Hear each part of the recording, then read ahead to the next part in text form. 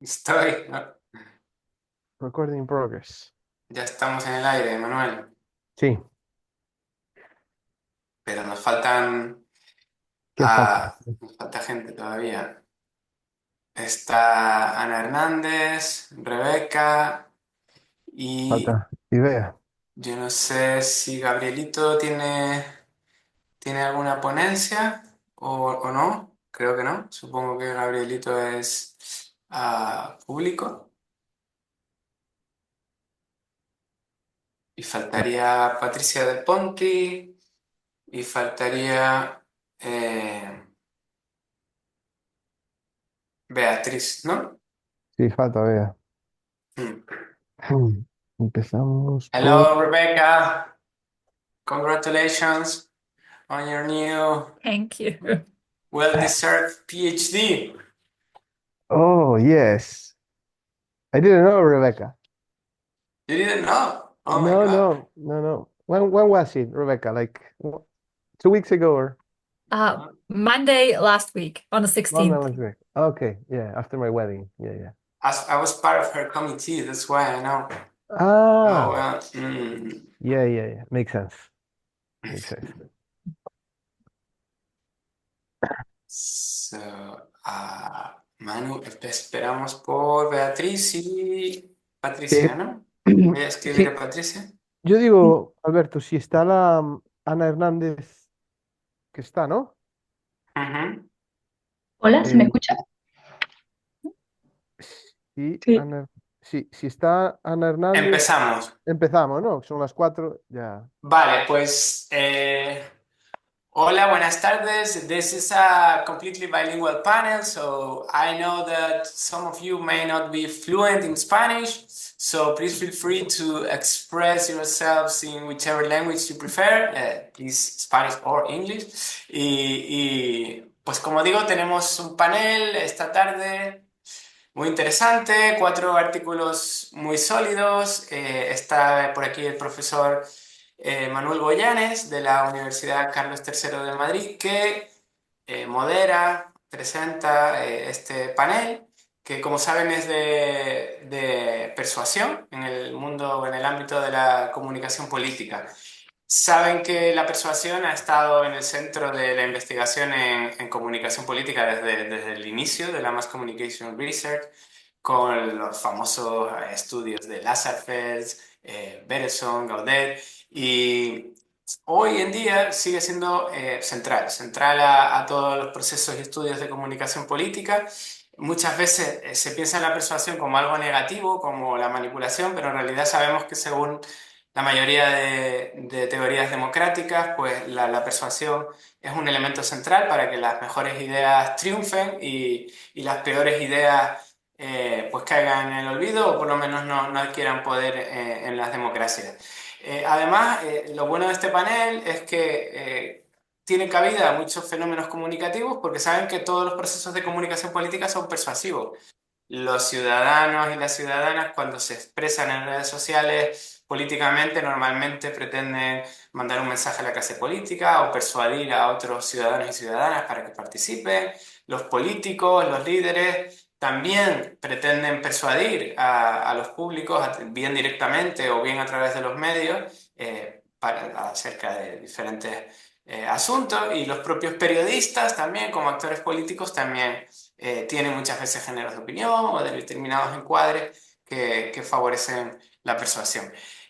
Se ha especulado, y esto desde hace una década, con que ya no existe la persuasión en el mundo de la comunicación política, porque tenemos fenómenos como la exposición selectiva y entonces decimos, si cada uno escucha lo que quiere oír, si escucha selectivamente a aquellos líderes o aquellos medios de comunicación que ya refuerzan sus propias ideas, ya no existe la persuasión. Pero a esto respondieron hace más de una década ya en ese famoso artículo en Journal of Communication, Lance Horvath y Kelly Gardner, y decían, cuando pensemos en persuasión, la persuasión no es solo el cambio de opinión, sino también es la formación de opiniones y, más importante, el refuerzo de opiniones previas. Entonces, ahora cuando se habla de polarización política, el hecho de que tú pienses cada vez, estés más convencido de que lo que piensas es lo correcto y te distancies más del otro, de otras ideas, también te estás polarizando y en algún momento, de alguna manera, estás siendo persuadido, pero persuadido hacia un polo que quizá no es tan interesante desde el punto de vista de la teoría democrática. Me gusta el panel de hoy porque tenemos todos los palos, tenemos lo que hay que tocar, hablamos de exposición incidental, exposición selectiva, el papel de la inteligencia artificial en los algoritmos, la propia percepción ciudadana del panorama mediático y nuevas formas de participación como el political consumerism o el consumismo político. En primer lugar, ya está la profesora Patricia Del Ponti y vamos a conversar sobre un estudio que yo también firmo y habla sobre la percepción News Finds Me y cómo puede relacionarse con determinados comportamientos que mitiguen el cambio climático. Y en este sentido, cómo la News Finds Me percepción News Finds Me, entra en el mundo de la persuasión, persuadirnos para pues, llevar a cabo comportamientos medioambientalmente positivos o lo contrario, no llevarlos a cabo o participar políticamente para enfrentar el problema. La comunicación se llama la percepción News Finds Me y los comportamientos individuales y colectivos frente al cambio climático, efectos indirectos a través del nivel de conocimiento. Muchas gracias, Patricia. Dejo de compartir esto y si tienes algún problema para compartir, me dices. Vale, a ver, hola, buenas tardes. Gracias, Alberto, gracias al resto por estar presentes. Voy a intentar compartir pantalla, a ver. Voy a dejar de verlos, creo. A ver, no sé si... Ahí se está viendo correctamente porque han desaparecido la pantalla. Sí. Sí, se ve perfecto. Bien. Bueno, como decía Alberto, es un trabajo que se ha hecho en el marco del Laboratorio de Investigación sobre Medios y sus Efectos que dirige Alberto y también es fruto de un proyecto financiado por el Ministerio de Ciencia a través de la FECIP que desarrollamos a lo largo del año pasado y de este año. La parte metodológica y de análisis estadístico está a cargo de Alberto y bueno, un poco en la línea de lo que plantea, vamos para contextualizar, si bien evidencias que todos conocemos porque trabajamos en comunicación, sí es necesario un poco poner en contexto que personas de todo el mundo en la actualidad tienen a informarse en línea, cada vez más sabemos que a través de las redes sociales, que también aumenta el uso de mensajerías, de aplicaciones de mensajería instantánea para comunicarse y que el hecho de usar esas fuentes para las noticias, fuentes móviles, hace que todo circule más rápido y aumente la velocidad, la circulación de información y cada vez sea necesario un menor esfuerzo para mantenerse informado. Los algoritmos que filtran el contenido en estas plataformas sabemos que priorizan todo lo que genera interacción, es decir, favorecen la influencia de las historias de amigos o conocidos sobre las noticias de valor real. Y estos cambios en los patrones de consumo de noticias fomentan, es relevante porque entendemos o se asume que el consumo de noticias contrastadas fomenta un electorado o una sociedad más comprometida, al menos políticamente. En ese sentido, ese desplazamiento que se produce de la atención de las audiencias que abandonan los medios tradicionales para pasarse a las redes sociales, a confiar en los pares y el sesgo algoritmo, da la sensación o la percepción de que ya no tengo que buscar las noticias, no tengo que hacer el esfuerzo porque las noticias me encuentran. Las noticias me encuentran, ¿no? Esa percepción de News Find Me, desarrollada por Homero Gil de Zúñiga y después profundizada por el resto de investigadores que continuaron esta línea, plantea que News Find Me es una percepción o una creencia de que uno se mantiene bien informado a través de los pares y de las redes sociales y que eso es un evidente resultado directo de las prácticas mediáticas o comunicativas emergentes. Esa creencia tiene como consecuencia un menor conocimiento sólido sobre determinadas cuestiones y puede afectar a la calidad de la participación ciudadana en las problemáticas políticas, sociales y ambientales. Hay estudios previos que han indagado en la influencia o la incidencia del News Find Me en la participación política.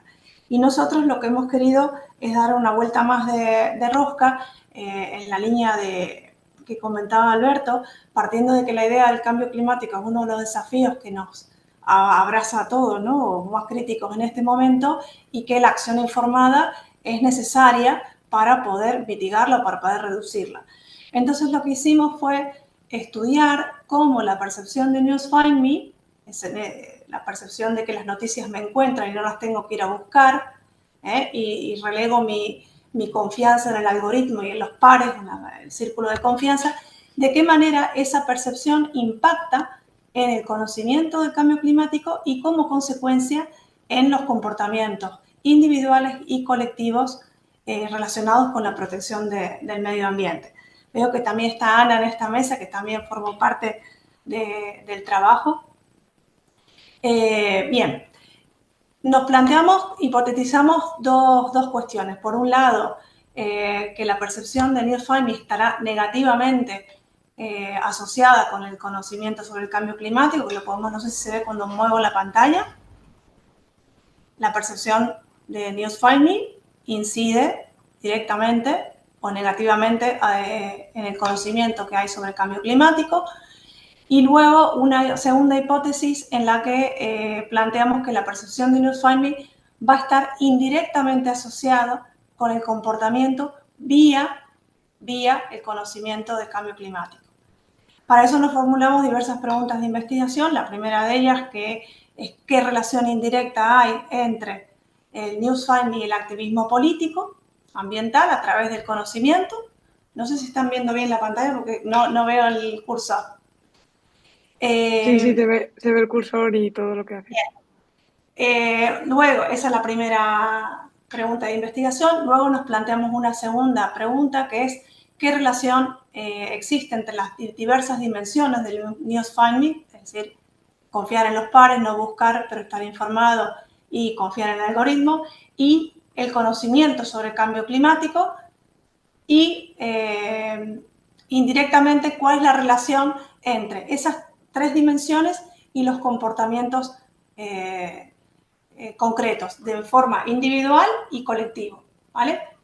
Entonces, con esto hicimos una encuesta de 2 olas. Los resultados que vamos a presentar hoy responden solamente a las preguntas de la primera ola porque las segundas las estamos analizando y empleamos 4 variables de interés. Para analizar la percepción de News Find Me empleamos una escala de Likert de 5 ítems, luego 8 preguntas de respuesta de opción múltiple de una sola respuesta correcta para indagar en el conocimiento sobre el cambio climático y luego intentamos estudiar el comportamiento protector o de protección de cambio climático a nivel individual y también colectivo a través de una escala de Likert de 8 ítems y luego de 4 ítems. Para poder responder a estas hipótesis, comprobar las hipótesis y responder a las preguntas de investigación, utilizamos 2 enfoques metodológicos, analíticos diferentes, complementarios. Por un lado, basados en los modelos de mediación basados en regresión, que es la parte que se encargó Alberto de hacer el análisis más estadístico. Para eso usamos primero un modelo en el que usamos la macro, con el objetivo de reducir la variabilidad de los errores. Y luego un modelo estructural de ecuaciones que nos permitió integrar todas las variables para darle más robustez al trabajo. A ver, aquí. La hipótesis 1, voy a los resultados. La hipótesis 1, que predecía que la percepción de News Find Me estaba directamente asociada con una reducción del conocimiento sobre el cambio climático, la confirmamos. Efectivamente, la percepción de News Find Me incide negativamente con el conocimiento del cambio climático. Esto lo comprobamos en el primer modelo. Volvemos a ver los mismos resultados en el segundo y en el tercero, que es en este gráfico donde pueden ver que es el modelo estructural de ecuaciones donde están todas las variables dependientes integradas, se vuelve a confirmar que a mayor percepción de News Find Me, menor conocimiento sobre cambio climático. Luego la hipótesis 2 predecía una asociación indirecta entre la percepción de News Find Me y los comportamientos vía o a través de el conocimiento relacionado con el cambio climático. Y en este caso vemos que la percepción de News Find Me se traduce en una menor frecuencia de comportamientos individuales vía la reducción de conocimiento sobre cambio climático que previamente habíamos verificado.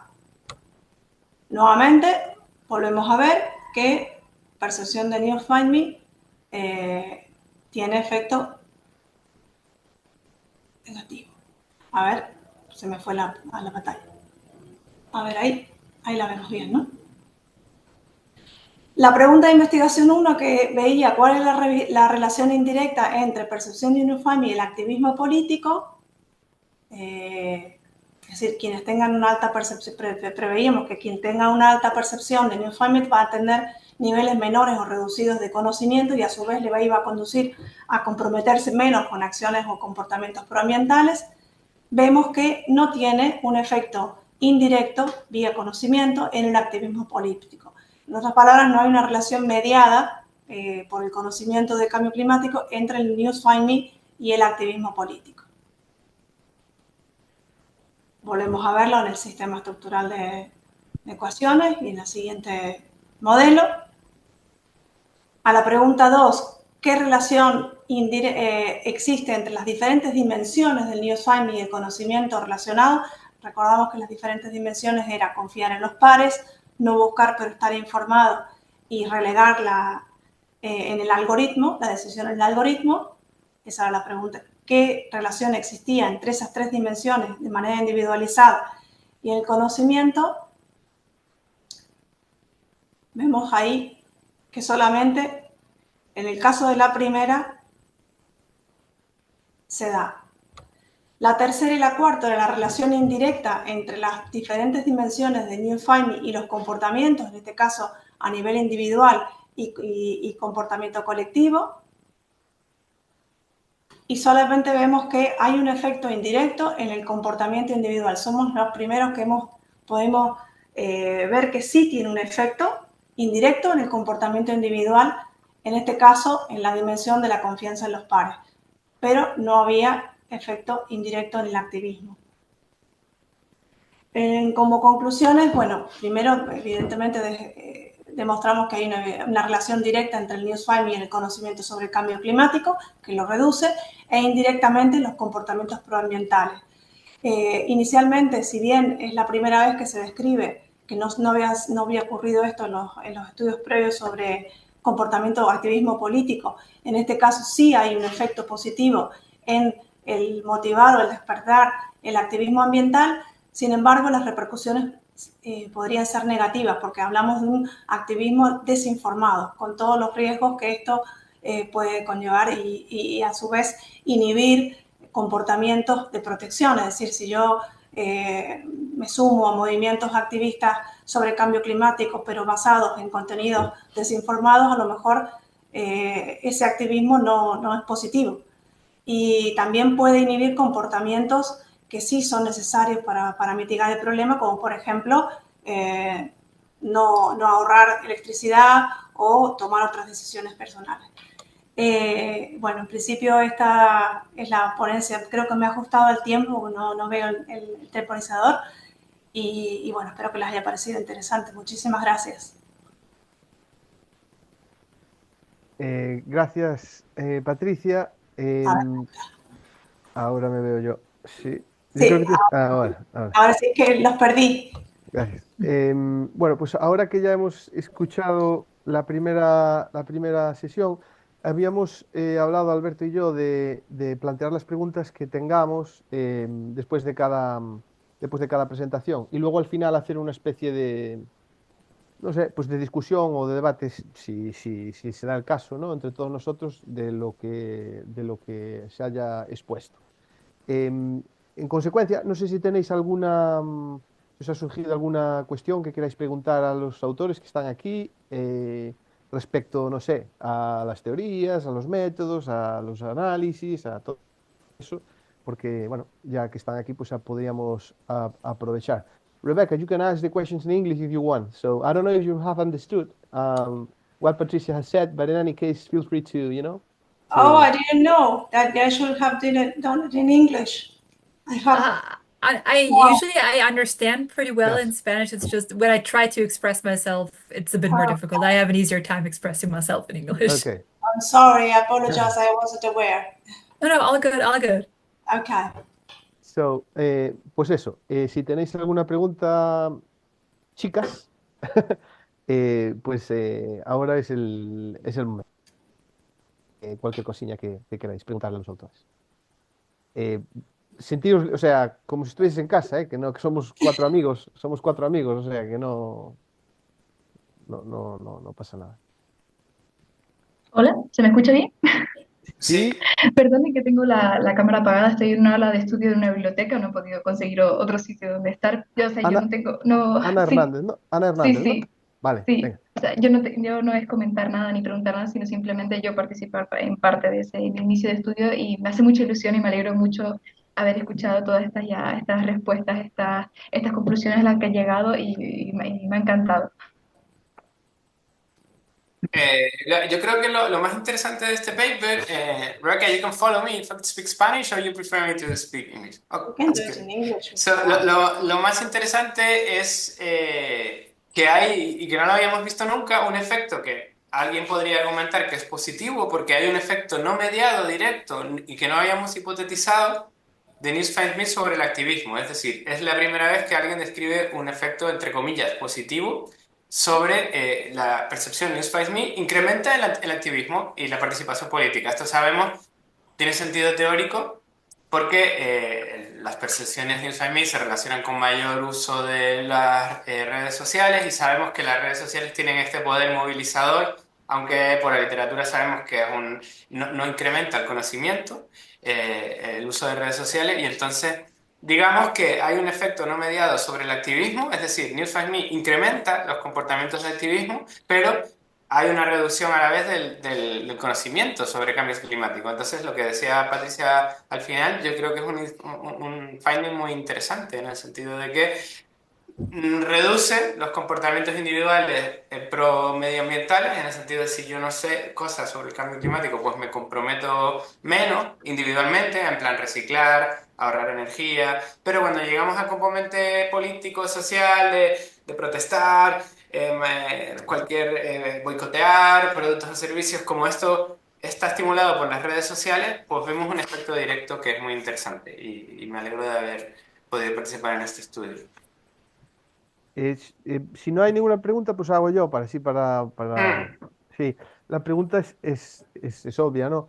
¿Qué esperáis de la segunda oleada? ¿Creéis que las podéis confirmar? Porque eso es lo más complicado. ¿Cómo Bueno, lo veis? pues como bien dices, al meter la segunda ola en un estudio longitudinal, pues hacemos un test más estricto sobre causalidad y no se sabe, claro, hasta que no metas esos datos. Pues metes la segunda ola, repites las preguntas de la variable dependiente y pues puede pasar que funcione el modelo o cambie. Porque Esperemos que no cambie, ¿no? esperemos que no, o si cambia, pues que sean resultados interesantes también. O que se testen las Puede, otras hipótesis también, que a lo puedes mejor. cambiar y que a lo mejor algún efecto caiga o que Mm. de repente algún efecto... A veces pasa que al meter la variable dependiente funciona un path que no estaba funcionando. ¿Y los otros estudios eran también transversales o eran también ¿Cuáles son los otros? los que No, los bas- los previos, no, Sí. habla de bueno, no era sobre el cambio climático, eran los previos que habían trabajado los de COVID y políticos. El cambio climático es el primero que aplica esto, ¿no? Pero son de una ola, por ejemplo, No, no, el no, de no. Homero, Brian Mm. Weeks y yo es un estudio de una ola. El de COVID de Thomas Johnson, de Tom Johnson me parece que es de una ola también y son estudios de una ola longitud transversal, Transversales. cross-sectional data. Lo Vale. interesante que vemos de esto, además de los resultados, obviamente, y de poder publicarlos, ¿no? Y de difundirlos, es el potencial de transferencia que tiene.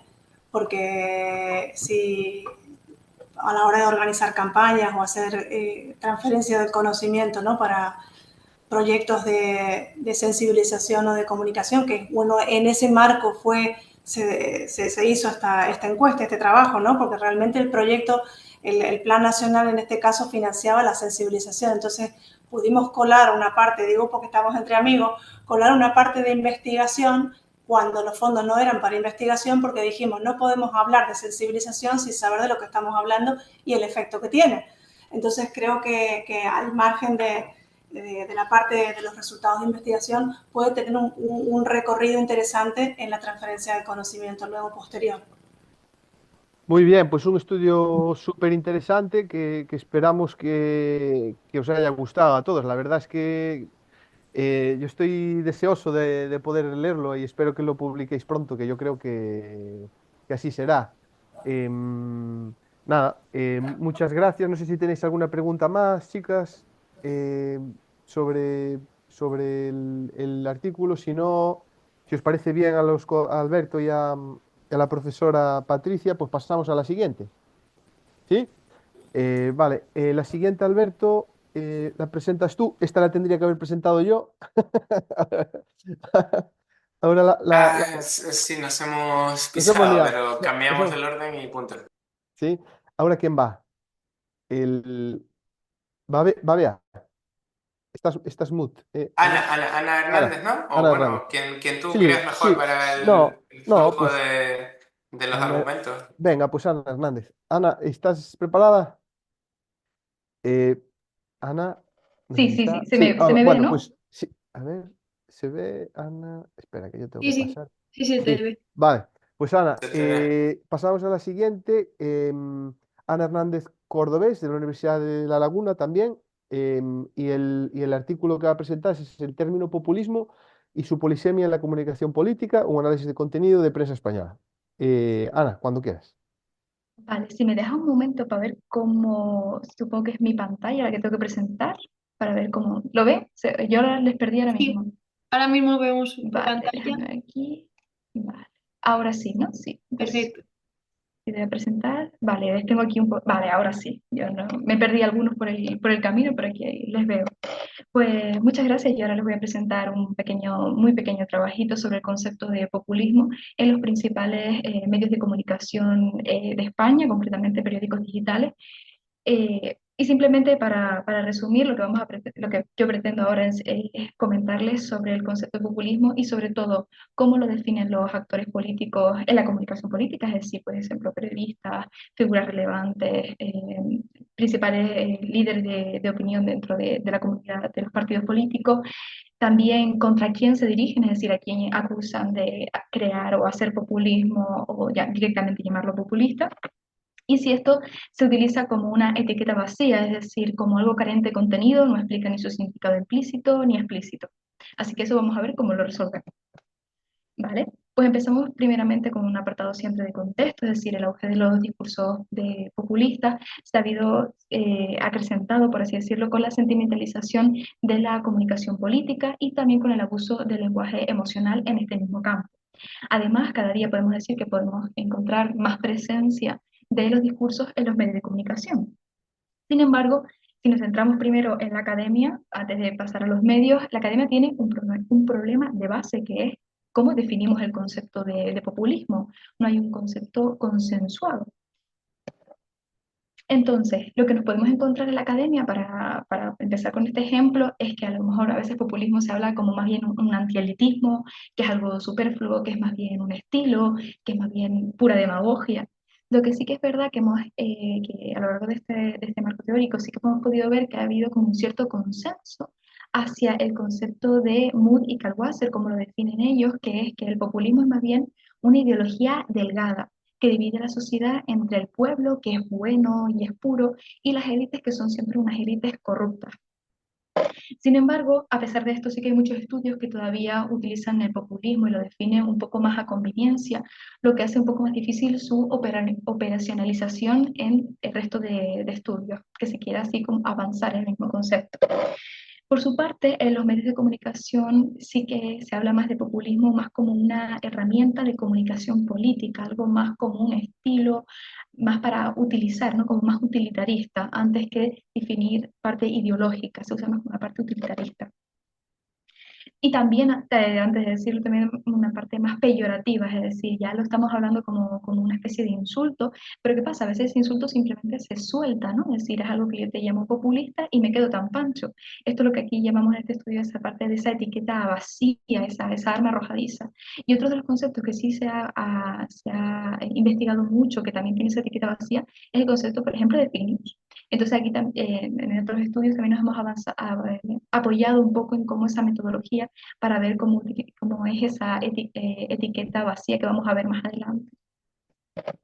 Entonces, con este contexto ya tenemos un poco de dónde partir a las preguntas de investigación. Como hemos dicho, queremos ver quiénes utilizan estos conceptos, con qué significado, contra quién estamos catalogando o estamos marcando de populistas, y si esto es un concepto o lo explican, es decir, hay unas definiciones implícitas o explícitas que podemos entender, o simplemente es un arma completamente vacía de significado. Así que vamos a ver.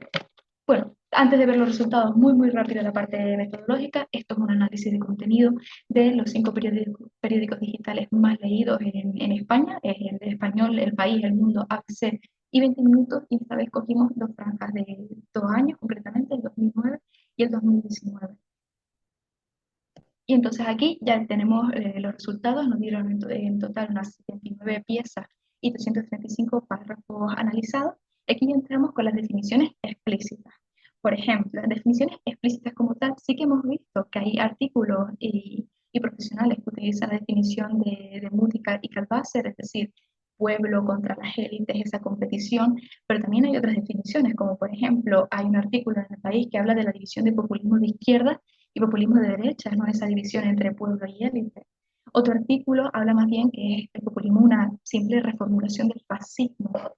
Es decir, esto ya hemos visto que desmarca completamente lo que estamos hablando, y más desmarca aún un artículo en El Mundo que habla de que el populismo es simplemente un insulto y se acabó, o El Español, por ejemplo, uno de los puntos, de las noticias en El Español habla del populismo como un relato. Aquí ya tenemos que es súper hegemónico, y más hegemónico será cuando veamos las definiciones implícitas. Encontremos que el populismo a veces lo llaman como un canto de sirena, como una forma política, a ver de todo saber cuál.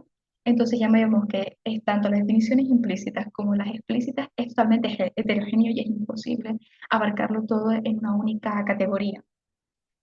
Y ya con el emisor, los actores que utilizan más este término son los periodistas, con el 53%, seguido de los expertos. Podemos hablar, por ejemplo, aquí en este caso de politólogos, el actor político, que en este caso puede ser un líder de un partido político, la persona de relevancia social, y por último, el ciudadano.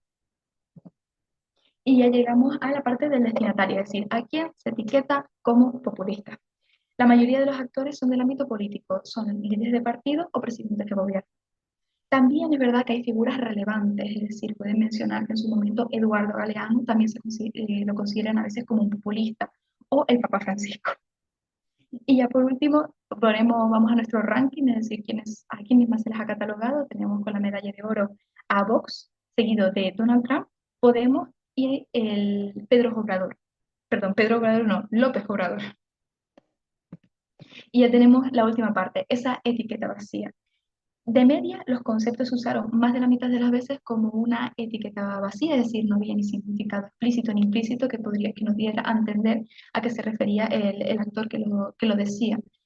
Lo que sí es bastante curioso es que en 2009 esa etiqueta vacía fue el 73% de las ocasiones, pero en 2019 fue el 48%, es decir, fue menos, lo cual es curioso, porque parece como que ahora mismo con el auge debería ser ahora cuando se use más esa etiqueta vacía, pero podríamos especular que más bien por el aumento del interés en el concepto de populismo, ese también aumenta el hecho de explicarlo, entonces esa etiqueta vacía, el porcentaje baja.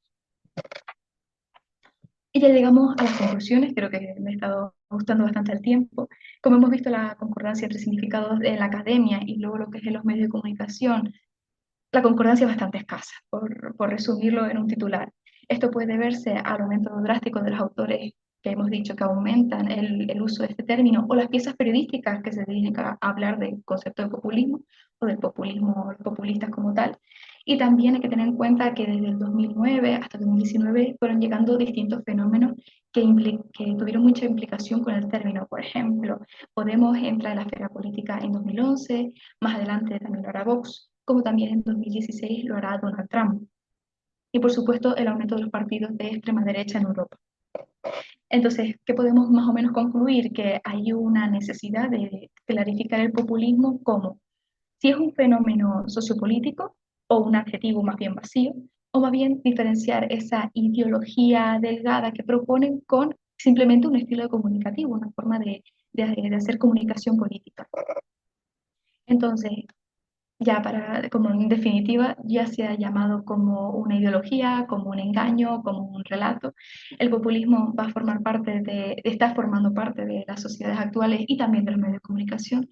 Así que yo propongo seguir echándole un vistazo, seguir viendo cómo avanza y cómo repercutirá en las sociedades y en la democracia. Muchas gracias. Muchas gracias, Ana. A ver si os veo. Vista. Estándar. Bueno, pues otra presentación de Ana Hernández. Muchas gracias, Ana, por la presentación, lo has hecho fantástico. No sé si lo mismo, si quieres presentarte, Ana, para dar un poco de contexto, quién eres, lo que has hecho, cómo, y así podamos, no, establecer un poquito un feedback más personal. Sí, bueno, sí, sin problema. Yo soy Ana, yo fui alumna de Patricia y de Alberto. Además, este año he estado trabajando con ellos, incluido también en ese trabajito que presentaron antes. Para mí ha sido toda una oportunidad poder trabajar con ellos y seguir haciéndolo en un futuro. Yo lo sigo dejando. Yo en el mundo de la investigación estoy dando mis pequeños pasitos. He podido hacer un par de cosas también con nuestro profesor Samuel Toledano en el Congreso H, por ejemplo, también en el Congreso AIC. Entonces estoy dando como mis pequeños pasitos en el mundo de la investigación. Ahora mismo estoy haciendo el máster en teoría política porque también la comunicación, por así decirlo, comunicación política, ideología, es mi punto central por mis intereses, pero también me ha gustado mucho, sobre todo de poder estar en la Universidad de La Laguna, el encontrar otros nuevos intereses, como por ejemplo la comunicación del cambio climático, que es algo de lo que no me quiero desmarcar de momento y seguramente tampoco adelante. Entonces, podemos decir que estoy dando mis primeros pasitos Muy bien, en este muy bien, mundo. Y me muy bien. encanta, y por eso yo doy las gracias de poder participar en esta mesa redonda, porque todo me aporta muchísimo. Muy bien, pues eso es lo primero que tienes que haber dicho en la presentación, presentarte un poco, quién eres, para saber un poco de ti. Tú ya vas a cañón, no pasa nada. Nada, Ana, muchísimas gracias por tu presentación y lo mismo para los demás. Si tenéis alguna pregunta, cuestión que queréis realizar a Ana, alguna cuestión de debate que os interese, por favor, decidlo. O incluso a los profesores que han trabajado con ella, que la han dirigido, si tenéis alguna cuestión también que decirle, también fantástico.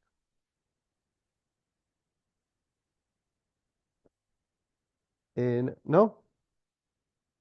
Venga, hombre. Felicitaciones. Patricia, sí. Venga. Felicidades, nada. Yo creo que para Alberto y para mí es un orgullo, ¿no? Ver bueno, hemos sembrado, aunque sea la curiosidad. Nada, enhorabuena, Ana, por el esfuerzo y por las ganas que le pones a todo. Yo voy a hacerle a Ana una pregunta un poco difícil para ponerla un poquito contra las cuerdas, para que se acostumbre a que en la academia al final, cuando presentamos, nos ponen contra las cuerdas y eso es la ciencia un poco.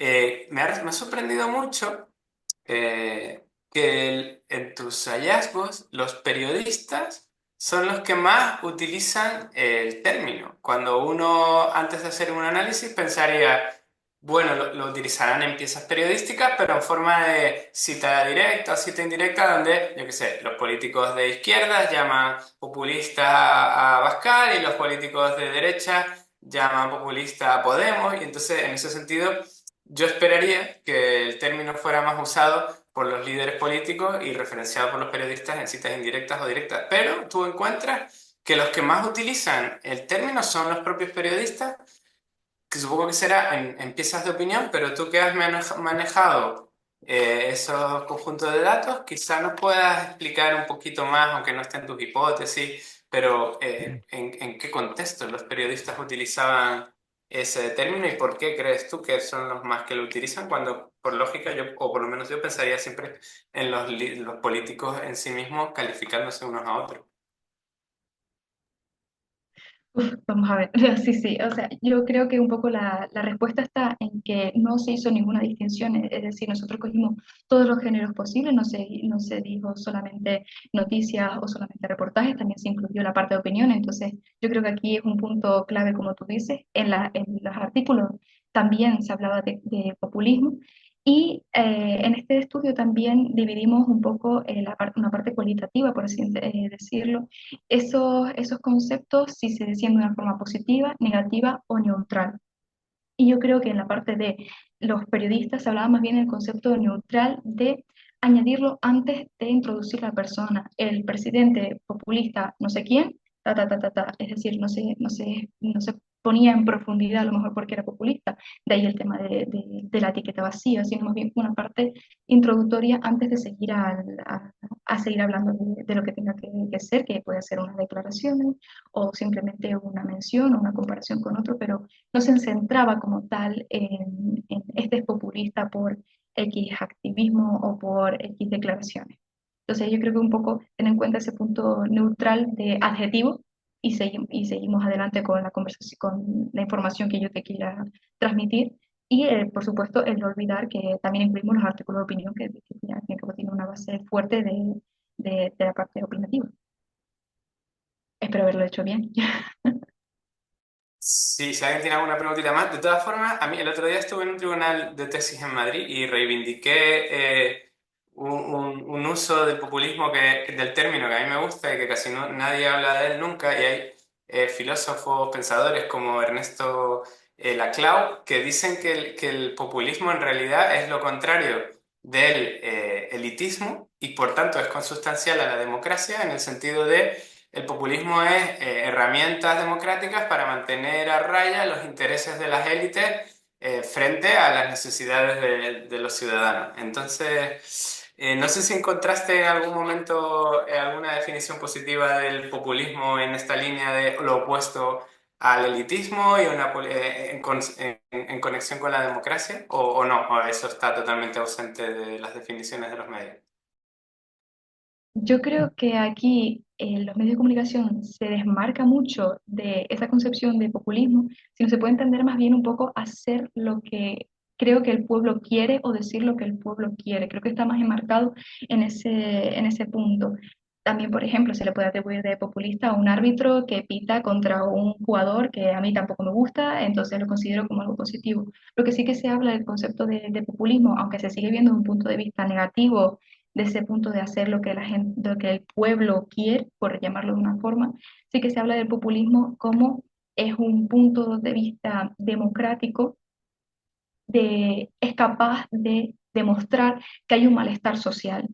Entonces, eso podríamos decirlo desde ese punto de vista positivo, no es decir que no significa que lo que el pueblo quiere sea incorrecto, sino que aquí hay un descontento democrático. Yo creo que eso es también una de las formas para demostrar que, cierto, podemos decir ahora mismo con el descontexto, la apatía con respecto a la democracia, que eso es un punto, por ejemplo, es que se ve poco, pero se podría decir que si esa definición positiva es más bien a un reconocimiento del descontento social, que es al fin y al cabo un punto muy fuerte para ver si la democracia o ciertos regímenes democráticos están fallando o están errando, o más bien los gobiernos, vamos a hablar del régimen democrático. Entonces yo diría positivo en ese sentido.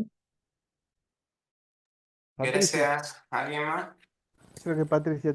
Sí, yo quería simplemente puntualizar en relación a lo que dices, Alberto, efectivamente, el concepto de populismo también ha sido muy desarrollado en esa línea en los años 80 en América Latina, como un modo de existencia diferente al hegemónico, es decir, la corriente de Jesús Martín Barbero, García Canclini, es decir, van por esa corriente. Yo creo que es una cuestión de modelos teóricos que, bueno, que en este momento se prima casi todo lo que está desarrollado en Estados Unidos y en Europa, pero esta asociación, esta connotación de lo popular como en contraposición de lo elitista y lo hegemónico ya fue desarrollado bastante mucho. Lo que pasa es que ha quedado como relegado bueno, a cuestiones más puntuales del territorio, ¿no? No se ha expandido.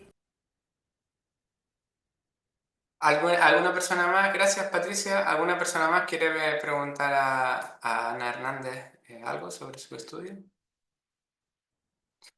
Bueno, como el siguiente artículo lo firma también el profesor Manuel Goyanes, pues lo voy a presentar yo. Es importante hablar de exposición incidental en este panel, porque sabemos que gran parte del consumo de noticias, del consumo de información hoy en día no es intencional. Hablábamos antes de la percepción News by Me y en conexión con esto, cuando estamos en redes sociales, cuando abrimos un buscador, a veces nos aparecen noticias y el concepto de exposición incidental viene a significar que no estamos buscando la información y la información de alguna manera llega a nosotros poco parecido a lo que contaba la profesora Del Ponte con la exposición, con la News Transmitted Perception. En este artículo relaciona la exposición incidental con la persuasión, si podemos persuadirnos a través de esta exposición incidental, y es un modelo teórico y empírico que tiene en cuenta la exposición incidental, la elaboración cognitiva y la percepción del valor de empatía en las redes sociales. El estudio se llama Incidentally Persuaded, a Moderated Mediation Model of Incidental News Exposure and Political Persuasion in Social Media. Y lo firma la profesora Beatriz Jordá de la Universidad Carlos III de Madrid y el profesor Manuel Goyanes también de la Carlos III de Madrid. No sé si Beatriz Jordá es profesora o le he dado un Soy titulito. profesora, soy profesora. Ah, muy bien. Pues si quieres presentarte y también y te agradecemos tu participación. Gracias, gracias, Alberto. Bueno, me llamo Beatriz Jordá. Soy doctoranda en el programa de investigación en medios de comunicación en la Universidad Carlos III de Madrid. Entonces estoy haciendo mi tesis sobre persuasión política en las redes sociales. En este artículo me centro más en la dimensión del cambio de opinión y también doy clase en la Universidad Saint Louis, que es una universidad americana que está en Madrid. Entonces, bueno, sí, comparto ya pantalla para explicar presentar mi artículo, ¿vale? Y el de Manuel. A ver si me aclaro. A ver. ¿Veis la pantalla? Sí, se ve. Vale. Espera. Y ahora cuando lo paso bien, Ahí bien, sí, sí. Se ve vale, perfecto. vale, vale. Bueno, pues hola a todos. Os voy a presentar este paper que, como ya ha dicho Alberto, se llama Incidentally Persuaded, a Moderated Mediation Model of Incidental News Exposure and Political Persuasion in Social Media. Entonces, primero os voy a poner un poco en contexto sobre el tema del estudio. Luego os voy a explicar cómo llegamos, Manuel y yo, a las hipótesis y preguntas de investigación con la revisión de la literatura. Después voy a describiros la metodología que llevamos a cabo y los resultados del paper y voy a finalizar con las conclusiones principales del estudio. Entonces, en el entorno mediático actual, las redes sociales se han convertido en una fuente muy importante de noticias y de información política. Entonces, algunos estudios, los de exposición selectiva, cámaras de eco, burbujas de filtro, argumentan que en estas plataformas las personas se tienden a exponerse a información afín que las refuerza y que las polariza. Sin embargo, hay otros estudios que han señalado que las redes sociales exponen a los usuarios a más contenido de desacuerdo político que otros espacios digitales, que también pueden cambiar de opinión en estos espacios y que muchos usuarios ni siquiera acceden a las redes sociales con fines políticos. Están allí para entretenerse o para socializar y consumen la información de manera accidental. Entonces, este último fenómeno es el de la exposición incidental de noticias, Incidental News Exposure, que ha recibido mucha atención en los últimos años en el campo de la comunicación. Entonces, en este estudio, Manuel y yo proponemos un modelo de mediación moderada a través del que explicamos los procesos cognitivos y afectivos por los que los usuarios se persuaden en las redes sociales. Y por persuasión nos referimos a cambio de opinión. Como bien ha dicho Alberto antes, la persuasión tiene tres dimensiones, que son la del cambio, la del refuerzo y la de la formación. Entonces nosotros nos centramos en esta última, en la del cambio. Entonces, la rama de estudios sobre exposición incidental a noticias se ha centrado en el potencial de este fenómeno en reducir o aumentar las diferencias históricas que hay entre aquellos que están más interesados en política y y los más desinteresados en política. Entonces, algunos de los efectos que más atención han recibido son la participación política, como las noticias incidentales afectan a la participación política y al conocimiento. Entonces, los efectos persuasivos sobre las noticias incidentales han recibido menos atención, a pesar de que este fenómeno es muy importante para la democracia, para entender cómo los ciudadanos forman las opiniones, cómo llegan a las opiniones que tienen, cómo las cambian, y al final, pues el cambio de opinión es la razón principal, por ejemplo, de los cambios de gobierno. Entonces, los estudios previos sobre persuasión política han mostrado que el consumo de noticias incidental puede llevar a que una persona cambie de opinión sobre asuntos de política tanto offline como online. Y aunque no hay muchos estudios que estudien las noticias incidentales en el contexto de la persuasión, hay uno, que es el de Chen, que sugiere que las noticias incidentales, cuando son de ideología distinta, pueden polarizar indirectamente, pero también despolarizar las opiniones de las personas de manera indirecta entre aquellos usuarios que elaboran cognitivamente. Entonces, como hay poca investigación previa sobre las noticias incidentales y la persuasión, y la poca que hay es contradictoria, Manuel y yo planteamos una primera pregunta de investigación que es ¿cuál es la relación directa entre las noticias incidentales y la persuasión política en las redes sociales? Cuando una persona se encuentra de manera incidental una noticia en las redes sociales, puede darse cuenta de que no le interesa en lo más mínimo e ignorarla, o también puede darse cuenta de que está interesada en esa noticia si la considera cognitivamente relevante.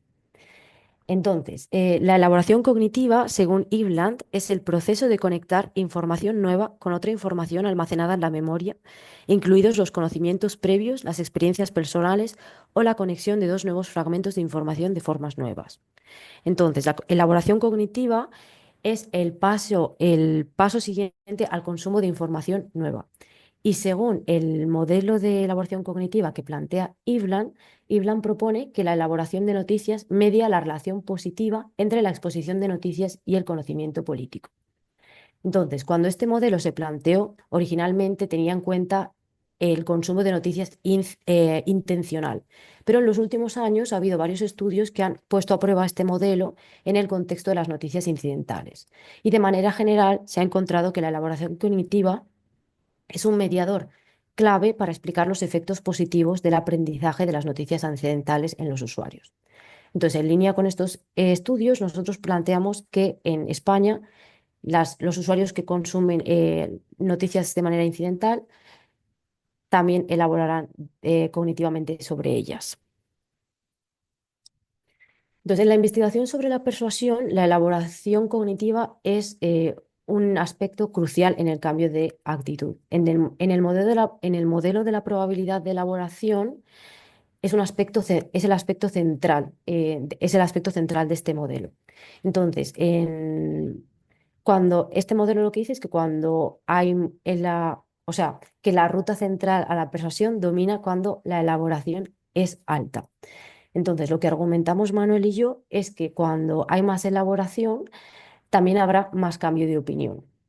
Por un lado, porque la elaboración cognitiva ha demostrado ser un mediador clave en diferentes efectos actitudinales en estudios previos, como en efectos como cambio de opinión o de polarización.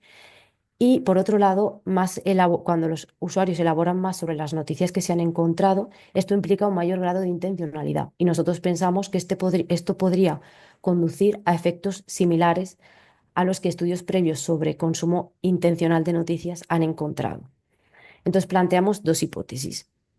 La elaboración cognitiva está positivamente asociada a la persuasión y la elaboración cognitiva media la relación entre noticias incidentales y persuasión política. Y luego, en último lugar, introducimos la dimensión afectiva a este modelo. Y lo hacemos porque en la persuasión los procesos afectivos y cognitivos están estrechamente vinculados. Cómo nos sentimos sobre un tema muchas veces explica más que cómo reflexionamos racionalmente sobre él. Entonces, varios estudios han destacado el papel clave que la empatía tiene para fomentar la persuasión. Sin embargo, en las redes sociales los efectos persuasivos de la empatía han sido poco estudiados, aunque sí hay varias investigaciones que sugieren que las personas sienten más empatía en estas plataformas que en otros medios. Entonces, nosotros creamos esta nueva variable, que es la del valor comparativo de empatía, que mide si las personas sienten más empatía en las redes sociales que en otros medios. Y en línea con estudios previos, examinamos los posibles efectos moderadores del valor comparativo social en el cambio de opinión política, con esa pregunta de investigación que es cuál es la naturaleza de la moderación del valor comparativo sobre la relación entre noticias incidentales y la persuasión política y la relación entre la elaboración cognitiva y la persuasión política. Entonces, el modelo que planteamos se queda así, que es un modelo 15, y Para poner a prueba este modelo, para responder a nuestras preguntas de investigación e hipótesis, nos basamos en una encuesta panel en 2 oleadas que realizamos en España durante mayo y julio de 2022. Diseñamos y lanzamos el cuestionario a través de Qualtrics entre ciudadanos españoles mayores de 18 años y utilizamos una estrategia de muestreo por cuotas estratificado para que la muestra se pareciese todo lo posible a las características demográficas de la población española en términos de edad, sexo, región y educación. Y medimos todas las variables en una escala tipo de Likert de 1 al 10. Entonces, las variables las cogimos todas de investigaciones previas, excepto la de valor comparativo de empatía social, que la creamos basándonos en dos estudios previos, que son los que señalamos ahí. Y luego el análisis estadístico que hicimos fue primero, primero hicimos las regresiones directas y luego hicimos un análisis acumulativo. Primero probamos el modelo 4, que es el de mediación con Process en SPSS, y luego una vez confirmamos la mediación, probamos la mediación moderada, que es el modelo 15. Entonces, los resultados, los análisis estadísticos nos muestran que hay una relación directa entre exposición de noticias incidentales y persuasión política. Nuestro análisis confirma también la primera hipótesis, que es la de noticias incidentales y elaboración, la de elaboración y persuasión, y muestran que hay un efecto de mediación significativo. Por lo que respecta a nuestra última pregunta de investigación, el valor comparativo de la empatía social no modera el efecto directo entre las noticias incidentales y persuasión política, pero sí que modera el efecto indirecto entre noticias incidentales y la persuasión a través de la elaboración, cuando las personas tienen valores comparativos de empatía social medios o bajos. Entonces, como conclusión, bueno, así queda el modelo con los análisis estadísticos, con los coeficientes y los standard errors.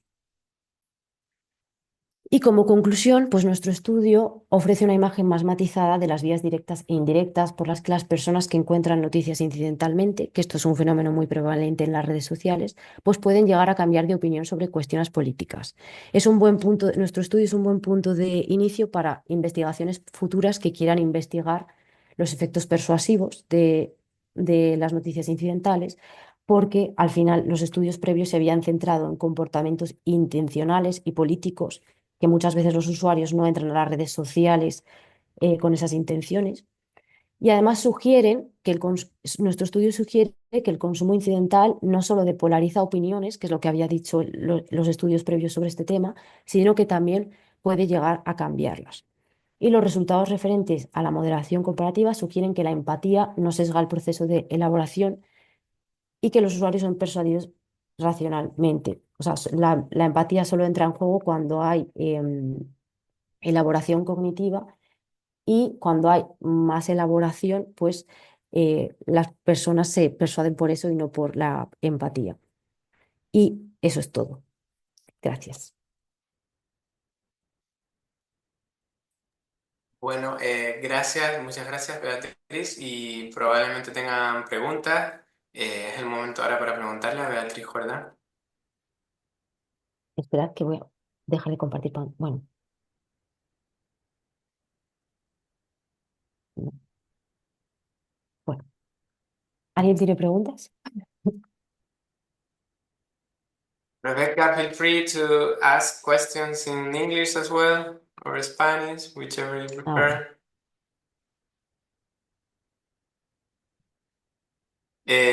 Voy a preguntar yo una que me he quedado ahí con la duda. La hipótesis 1 propone una relación positiva entre la exposición incidental y la elaboración cognitiva. Sí, Yo estoy familiarizado un poco con la literatura de Incidental News Exposure y también seguro que ustedes los conocen, compañeros que hemos tenido como en la Universidad de Viena, como conocerán a Jörg Mattes, a Andreas Nans, a Rafael Hayes. Incluso en revisiones sistemáticas acaban encontrando siempre que que no hay un aprendizaje, no se produce ganancias en el conocimiento político a través de la exposición incidental. Y me preguntaba si no era más, no era lógico también pensar que la incidental news exposure no se relacione con la, teóricamente, hipotetizar, bueno, no se puede hipotetizar el negativo, pero se podría preguntar. Mi pregunta final es, ¿por qué? ¿Por qué piensan que a priori que la incidental news exposure va a tener una relación positiva con la elaboración cognitiva? Sí, a ver, o sea, la incidental news con la elaboración cognitiva. La primera hipótesis, sí, que la hipotetizan que hay una conexión directa y positiva entre posición incidental y elaboración. Y yo decía, bueno, si repetidamente se encuentra que no hay, en general, incrementos del conocimiento, podríamos pensar que es a lo mejor porque hay baja elaboración cognitiva. Y entonces me preguntaba por qué se hipotetiza esa primera vía.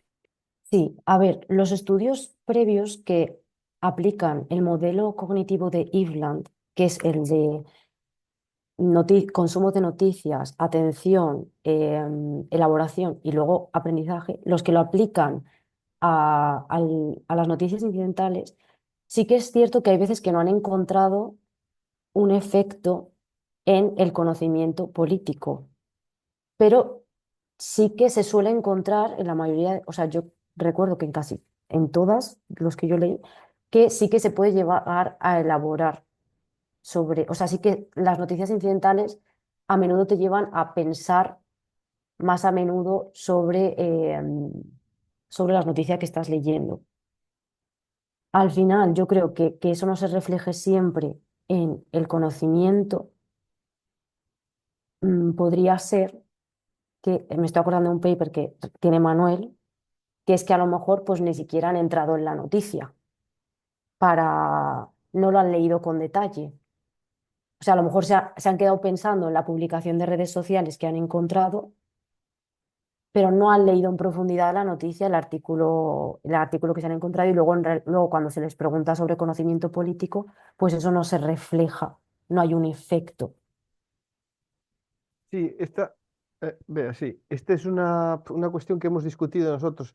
De hecho, es la primera hipótesis, fue la más complicada de establecer teóricamente, precisamente por las dificultades que teníamos a la hora de enlazar, ¿no? De por qué esto te lleva a esto. Y luego yo le dije, a ver, mira, léete este artículo, que al final era un artículo que había hecho yo en New Media Society, de cómo son los efectos, porque los efectos a nivel cuantitativo te pueden decir mucho y son muchos en muchos casos testados y no hay nada que decir, pero digamos que al nivel cualitativo sí que era muy importante entender cuál es el proceso, ¿no? El proceso de consumo incidental o intencional y cómo te lleva al aprendizaje, pero a través de la cognición, como decimos en este paper, pero en muchas ocasiones cuando tú lees, ¿no? En redes sociales te encuentras una noticia, tiene que tener interés. El interés es un factor determinante. Seguramente esos modelos al no poner el interés o no jugar en el interés como variable mediadora dentro de otra mediadora, bueno, podríamos seguir ahí incrustando variables mediadoras, seguramente esa sea la razón por qué no te lleva a cognición y luego a conocimiento. En nuestro caso lo hemos encontrado, es decir, hemos visto que una persona, en este caso española, cuanta más, de todas formas, también decir que también lo tenemos como limitación, si os fijáis, la variable mediadora está en la oleada 1, ¿vale? Es cross-seccional, la asociación entre la X y la M es cross-seccional, ¿vale? Y la M y la I ya es longitudinal. Esto es siempre el problema que tenemos, ¿no? O sea, al no tener tres olas, ¿no? No podemos ver efectivamente si es un efecto causal, ¿no? En este caso nosotros entendemos que sí que se debería de dar, pero bueno, para las futuras investigaciones la dejamos. Sobre todo que me estoy acordando porque has mencionado a Maces, que nosotros, una de las limitaciones del estudio, que por ejemplo el estudio de Chen, que habla de los efectos persuasivos de las noticias incidentales, sí que hace la diferencia, es que Maces introdujo un modelo de consumo incidental de noticias, que que especifica que hay dos niveles, que tú puedes encontrarte en una noticia en las redes sociales y elaborar muy poco o ignorarla, o pues elaborar más, buscar más información, entrar en la noticia. Entonces, los dos niveles son exposición incidental a noticias, pero los resultados, Claro. los efectos, pues son completamente distintos. Pero incluso en ese paper de memoria hablo, Mates decía que el scanning no producía, o sea, el procesamiento superficial no aumentaba el conocimiento y también el procesamiento profundo de la exposición incidental tampoco generaba conocimiento. Me acuerdo que era, hablo de memoria, pero me Sí, suena que era eso. de todas formas, Alberto, ese era un paper puramente teórico, ¿no? Ahí no testó nada, en ese paper era No tenía datos ahí. nada, era puramente, Vale, vale. puramente especulativo, basado en teoría, no digo que no, pero bueno, entre comillas, con pinzas, los efectos eran teóricos. Si quieres, presentas tú ya o si alguien quiere preguntar alguna cosa más y si no, presentas a Rebeca tú. Vale, pues si no tenemos, ¿hay alguna cuestión más a todos los que estamos? Si no, pasamos ya a la última, ¿no? Que es la de Rebeca. Vale. Pues nada, la siguiente presentación es de Rebecca Schefauer, amiga, coautora, compañera de la Universidad de Salamanca, que este artículo está realizado con Lana Medina de Penn State University y Omer Gil Zúñiga de Salamanca y Penn State. Y el título de la contribución es Persuasion and Consumerism, a Cycle of Political Behaviors, pregunta. Nada, Rebecca, just your turn. Feel free to start when you want, and the floor is yours. Thank you. Gracias. Voy a presentar en inglés. Es más fácil para mí expresarme en inglés. Espero Sure, que es bien para todos. sure thing. Go ahead.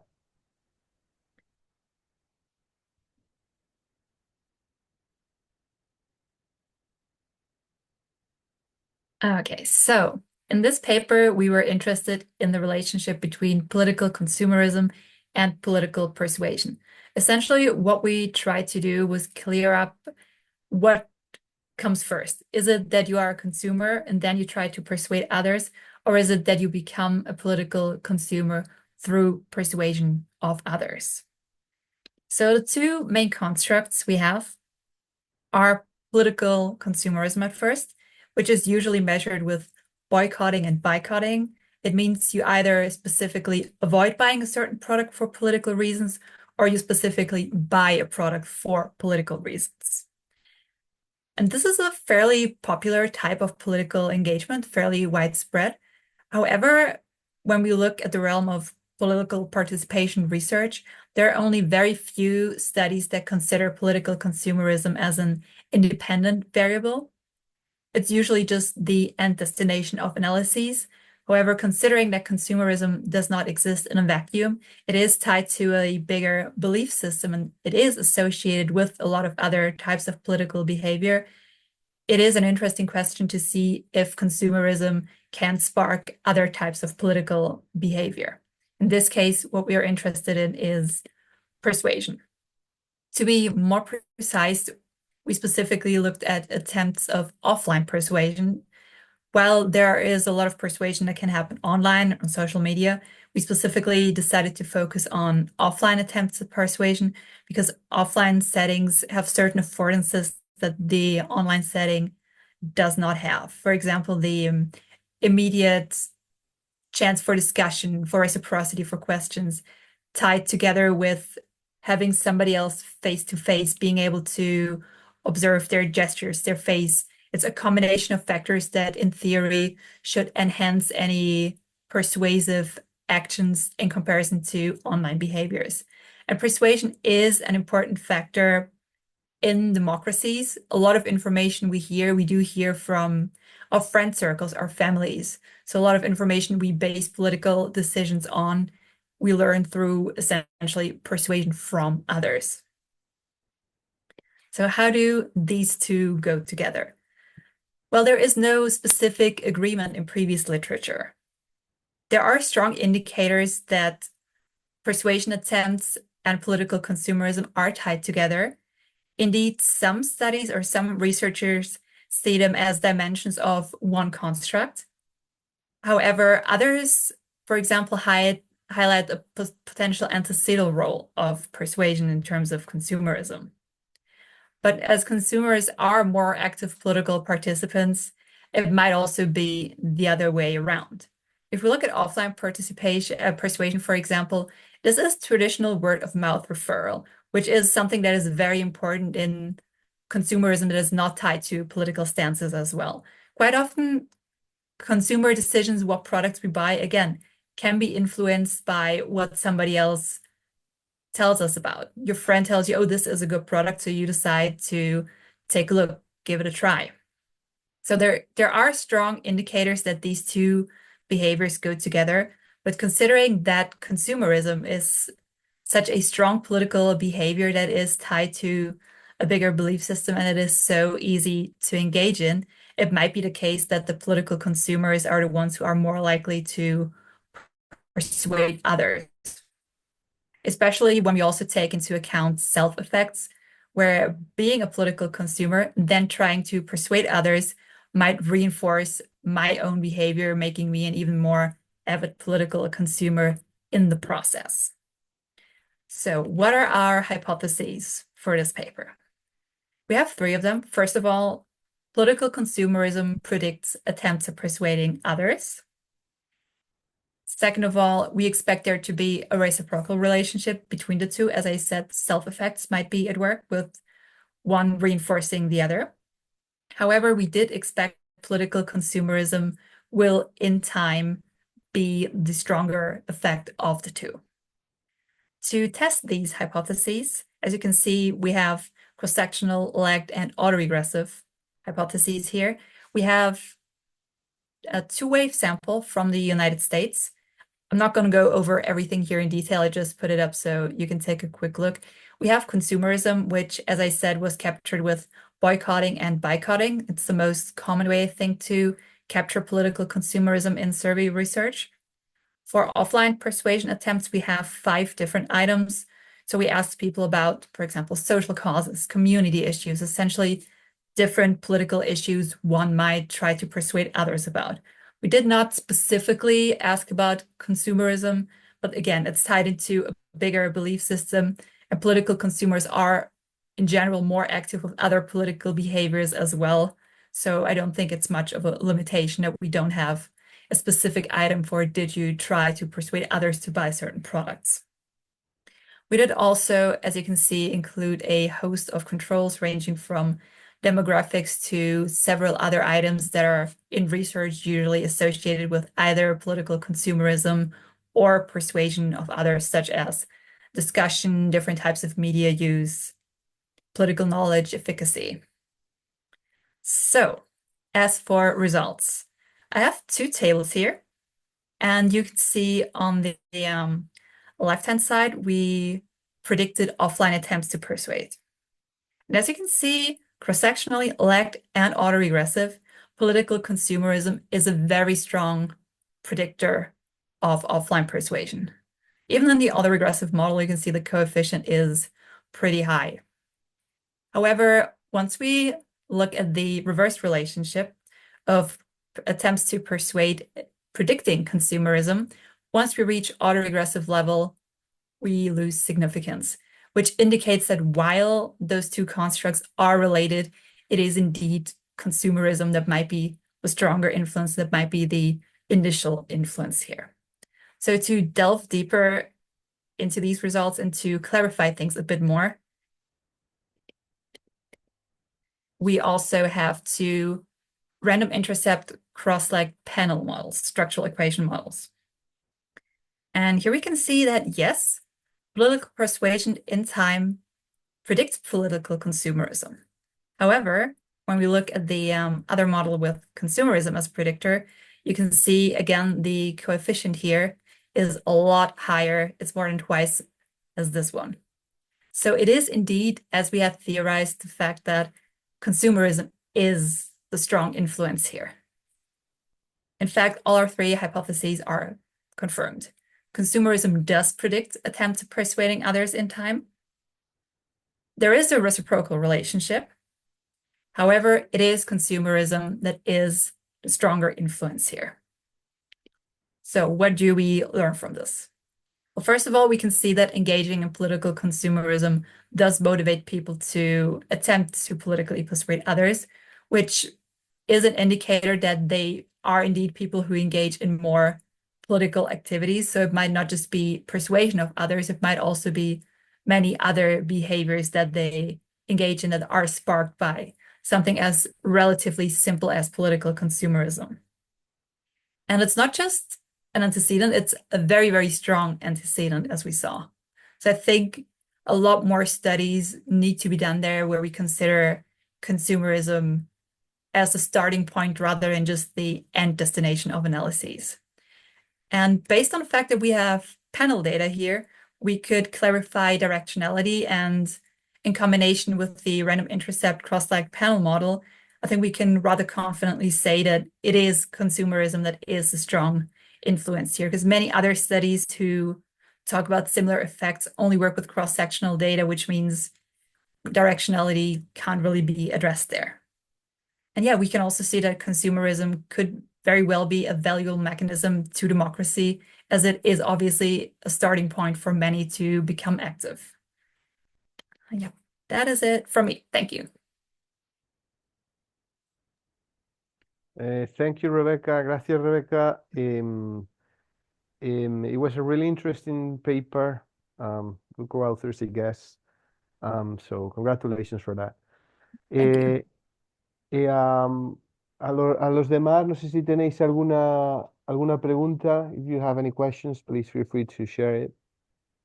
Y en inglés quizá para Rebeca, o en español y Rebeca que conteste en inglés, como queráis. So I will not ask any question, but I was about to congratulate again Rebecca for her recently earned PhD. I'm becoming the biggest expert on Rebecca Shefawa because in September I have only read papers from Rebecca because I served at her as a committee member recently, 1 week ago. And in September, I've read like 8 pieces from Rebecca. So I'm super familiar with everything you do now, and I'm sure that we will see you very, very soon as an associate professor, I'm sure, in a leading European university or even American if you want. But congratulations again. Well deserved. Very solid. She got honors for her PhD defensio, defense. So I'm very happy to see that you are continuing with solid publications. Congratulations again, Rebecca. Congratulations, Rebecca. Thank you. Very interesting, your study. I wasn't aware, but I find it really, really, really interesting. Thank you.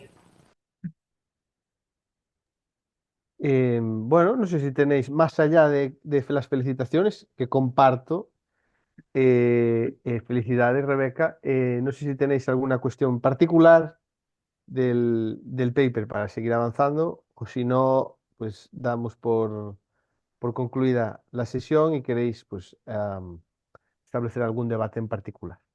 Alberto, no sé si quiere decir algo. No, we had a super nice discussion about political consumerism and the differences, theoretical differences between boycotting and boycotting, and we've been discussing the idea for like half an hour or so, and I will not do it again. So I just want to congratulate her again, and I will not ask again about the differences between conceptual differences and the low effort boycotting.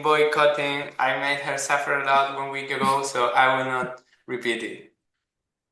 Yeah, I had a different paper in my dissertation about consumerism and incidental news exposure, which might be interesting for you, Beatriz. So yeah, we discussed everything there at length. We could share ideas afterwards when we finish, Alberto, because some ideas came up regarding our study that we can see some kind of links, or let's see. Yes, for sure.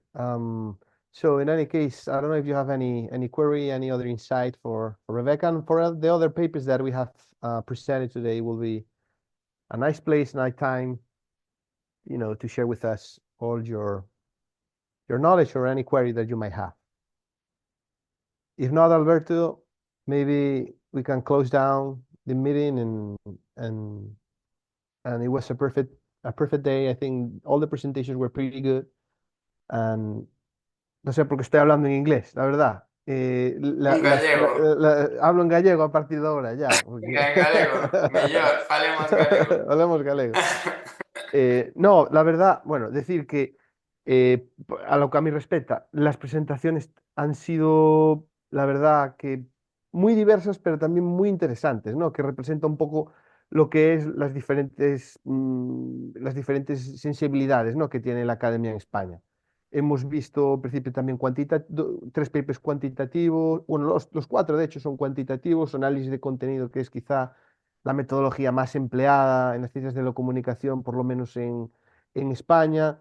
Y me quedó por decirle, no sé si todavía está, no está, ¿no, Ana? Sí está, sí está. Sí está. Pues Ana, que continúes con la carrera, que no pierdas la oportunidad de trabajar con los magníficos profesores que tienes, Alberto y Patricia del Pontí, y que aproveches, que por lo menos que absorbas, ¿no? el conocimiento que tienen ellos y que de alguna manera continúes con el legado que ellos te van a dejar, porque digamos que si continúas yo creo que estás en buenas manos. Y siguiendo con eso, pues profundizar un poquito más en el análisis de contenido, ¿no? Si puedes, si tienes tiempo, para ver pues esas cositas de fiabilidad entre codificadores, digamos, para un poquito más adelante cuando hagas artículos ya pues más sólidos o más rigurosos, ¿vale? Que el que estás haciendo. En cualquier caso, yo desde mi parte ya cerrar y decir que muchísimas gracias a todos, han sido pues eso, unas presentaciones que nos han encantado. Yo creo que hablo por los dos, ¿verdad, Alberto? No solo presentaciones, el contenido ha sido muy bueno, de mucha calidad. No es por nada, pero de mayor calidad de la media en la mayoría de congresos que hay por ahí, con lo cual una cosa fantástica, quiere decir que la academia en España avanza y avanza a buen ritmo y con también savia nueva, ¿no? Investigadores, pues, jová, como Rebeca, como Bea, como la propia Ana, que están ahí, que son la próxima generación de investigadores y que, pues, mucha ilusión que esto continúe. Y Alberto, sobre todo que mañana es la jornada presencial en Salamanca. Yo estaré, aunque parezca imposible, porque ahora estoy en Tenerife y son las 5 de la tarde aquí. Y mañana estaré en Salamanca y espero ver a algunos de ustedes, por lo menos. es Yo voy verdad. a ir, Alberto, que ya te dije, así que nos conoceremos en persona. A mí y a mi hermana, porque también va mi hermana. Rebeca vive en Salamanca, o sea que a lo mejor la vemos. Ah, no, You are not in ahora Salamanca estoy anymore? en Austria. Ah, Mi muy bien. familia, sí, sí. Jolín. Bueno, pues That's a ahí shame, Rebecca. I would have loved to meet you. Manuel talks very nicely about you. hablo muy bien de todo el mundo. O sea que ya sabes que cuánto te he hablado bien de Alberto. O sea, Alberto, sí, también, ya, también, sí. es cierto. O sea que muy buena gente en este panel. Y lo dicho, que la verdad es que no sé si compartís con Alberto, Patricia, que sois quizá los más seniors, que la verdad es que han sido unas presentaciones, jova, para el estándar que tenemos de mucha calidad. O sea, yo creo que es para No, y estar... sin el estándar. Sí, Estamos a nivel que hay que estar y sin quitándonos exacto, ya lo de si España o si no España, ha sido muy buen nivel internacional que hay que tener exacto, y punto. exacto. Muchísimas gracias, Manuel y Alberto, por organizar la mesa y por hacer el espacio tan cómodo, que también eso se agradece, ¿no? Porque últimamente, no sé si compartir la idea, además del nivel y el estándar, los congresos muy poco debate tienen, ¿no? Sobre todo porque la gente va pensando más en en defender su trabajo y a veces hay poco espacio luego para la conversación. Y aunque no sea física, ha sido muy agradable y muy enriquecedora. De verdad, gracias a los dos y felicidades a todos los que han participado. Bueno, Manuel y yo les enviaremos los diplomas. Manu, si quieres, los envío yo y te pongo en copia, que ya me los he descargado. Y a todas las personas que han participado, pues les enviaremos su diplomita. Muchas gracias, esperamos verlos el próximo año. Y si no los veo presencialmente en Salamanca, espero verlos en algún lugar, sobre todo a Manu, que a pesar de que lo conozco bien, no lo he visto nunca. No nos hemos abrazado nunca, ¿no? Más que nada. No sé. Hemos trabajado juntos, pero nunca hemos coincidido en ningún sarao de estos. Pero nada, seguramente coincidamos en, no sé, seguramente en un congreso de por ahí fuera que en uno que España, ¿no? Y Porque felicidades a Manuel Goyanes, que aunque no lo parezca, está de luna de miel, sí, recién salido. es verdad, ya casado. Ya era hora. Ya era lo que- Era hora. ya eran 16 años. Toca. Bueno, pues nada, muchas gracias a todos. Bueno, Ha sido un placer y mantenemos el... una cosita, por Ah, antes de Adiós. irnos, es que, bueno, lo primero, muchas gracias a todos. Y que, bueno, no lo dije al principio porque lo di automáticamente, pero está grabada la reunión. Y quería preguntaros si alguien tiene algún inconveniente que lo suban a YouTube del Congreso. No sé si, Manu, ¿quieres cortar lo de que estás casado por privacy concerns? a mí me da igual, ya. Muy bien. Lo que sea, no, me da igual. Sí, que lo sepa Vale, todo el mundo genial. que estoy casado. Total. Todos de acuerdo sin ningún problema, ¿no? Ajá. Vale, perfecto. No, Pues pues muchas muchas gracias gracias. a todos y muy interesante todo lo que nos habéis contado. Y bueno, que vaya bien los que vayáis mañana al congreso presencial. Gracias. Vale. Gracias a Adiós. todos. Muchas gracias a Adiós. todos. Hasta Hasta luego. luego. Chao. Adiós.